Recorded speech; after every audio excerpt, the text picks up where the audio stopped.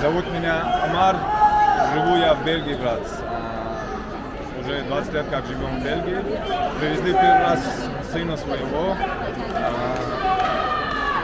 Алхамдулилlah, в любом положении.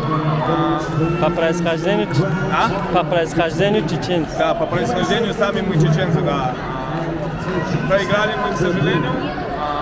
Таджикскую команду, могу сказать, машаллах, очень хороший уровень. Борьба вообще на хорошем уровне, пацанов. И самое главное, от души хорошие пацаны все, да. Что еще сказать, братья? Ваши пожелания? Пожелания, дай Аллах, я очень сильно, мой сын как вылетел, специально остался, чтобы поболеть за нашего брата. Сейчас он как раз в финале дерется с американцем. Инша Аллах должен забрать американец, хотя очень опасный тип. Выиграл здесь пару хороших.